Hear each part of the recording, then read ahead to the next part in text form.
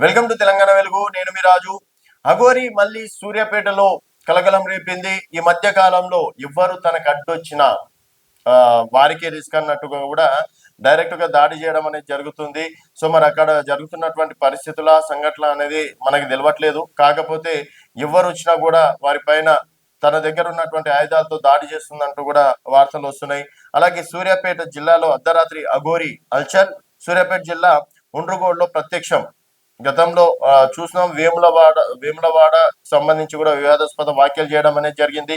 తర్వాత కొమరవెల్లి మల్లన్న ఆలయంలో కూడా అంటే బట్టలు వేసుకొని రావాలని చెప్పినందుకే అధికారుల పైన కూడా విరుచుకుపడడం అనేది జరిగింది. తర్వాత అక్కడి నుంచి జనగాం అలా అలా అలా ప్రత్యక్షం అవుకుంటూ సూర్యాపేటలో ప్రస్తుతం అక్కడ ఉండ్రుగొండలో ప్రత్యక్షమైంది. సెల్ఫీ ఫోటో అడిగిన గ్రామస్తులపై తిరగబడి తల్వార్తో దాడి చేసిన అఘోరి. ఆగ్రహించిన గ్రామస్తులు అఘోరిని కర్రలతో కొట్టినట్టు సమాచారం. మరి దానికి సంబంధించి కూడా కొన్ని విజువల్స్ ఉన్నాయి. అప్పుడే అధికారులు రంగప్రవేశం చేయడం అనేది జరిగింది. సో మొత్తానికి మరి అంటే అఘోరిని కర్రలతో కొట్టినట్టు కూడా చెప్తున్నారు. సో సెల్ఫీ అడిగినందుకే తల్వార్తో దాడి చేసినట్టు కూడా చెప్తున్నారు. అలాగే తల్వార్తో యువకుడిని గాయపరిచిన అఘోరి ఉదయం కాసింపేట వద్ద ప్రత్యక్షం. అక్కడ కూడా దాడికి పాల్పడ్డ అఘోరి అన్నట్టు కూడా చెప్తున్నారు. సో అఘోరి ఎక్కడికి వెళ్ళినా కూడా సంచలనం సృష్టిస్తుంది. మొట్టమొదటిగా ఇక్కడ ముత్యాలమ్మ ఆలయం దగ్గర జరిగినటువంటి ఇష్యూలో అఘోరి ప్రత్యక్షం కావడం అనేది జరిగింది. తర్వాత వరుసగా సోషల్ మీడియాలో కావచ్చు, కొన్ని మెయిన్ స్ట్రీమ్లలో ఇంటర్వ్యూలు ఇచ్చి ఒక్కసారిగా ఫేమస్ కావడం అనేది జరిగింది.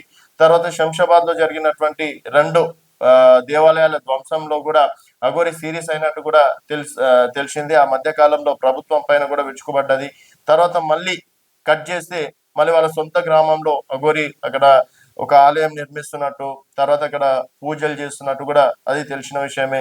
తర్వాత నేను ఆత్మ బలిదానం చేసుకుంటాను, శివయ్య దగ్గరికి వెళ్తానని చెప్పేసి కూడా వివాదాస్పద వ్యాఖ్యలు చేయడంతో గృహ నిర్బంధం చేయడం అనేది జరిగింది. తర్వాత అక్కడ నుంచి సీన్ కట్ చేస్తే ఏకంగా కేదార్నాథ్ వెళ్ళింది. కేదార్నాథ్ దగ్గర వాళ్ళ గురువు గారిని కలవడం, తర్వాత సోషల్ మీడియాలో ప్రస్తుతం ఉండొద్దు అని చెప్పేసి చెప్పారు. అది అని చెప్పేసి కూడా చెప్పాను. తర్వాత కార్ యాక్సిడెంట్ అవ్వడం, తర్వాత మళ్ళీ కుంభమేళ తర్వాత చాలా రోజుల తర్వాత కుంభమేళలో ప్రత్యక్షమైంది.